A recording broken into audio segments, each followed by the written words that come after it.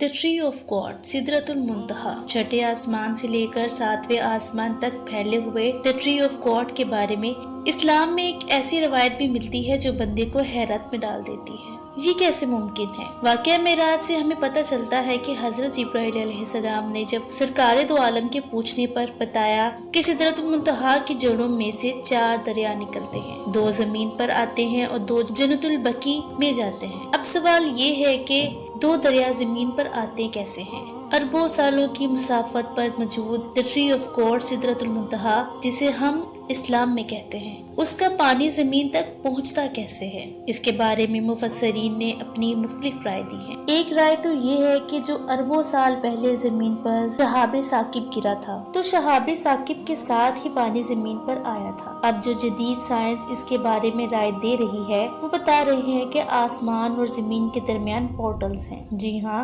जमीन और आसमान के दरमियान रास्ते हैं, जिनका कुरान करीम में भी वाज़िया जिक्र मिलता है, सूरह वाक़िया में भी मौजूद है, और पोर्टल के नाम से कुरान मजीद में एक पूरी सूरत मौजूद है जिसका नाम सूरह मारिज है, जिसे अंग्रेजी में पोर्टल और उर्दू में रास्ते कहते हैं। और एक राय ये भी है कि हजरत नूह अलैहिस्सलाम के दौर में जब आसमानी तूफान आया था और इसकी वजह से तमाम जमीन डूब गई थी, तो जो आसमान से पानी उतरा था, अल्लाह ताला कुरान में इस बात का जिक्र करता है कि अल्लाह ताला फरमाते हैं कि आसमान के दहाने खोल दिए गए थे। दहानों का मतलब है दरवाजे। अब लोग ये राय देने की कोशिश कर रहे हैं कि जिन रास्तों के जरिए पाक फरिश्ते और रूहें जमीन पर आती हैं, इन्हीं रास्तों के जरिए सिदरतुल मुंतहा का वो पानी भी जमीन तक पहुंचा।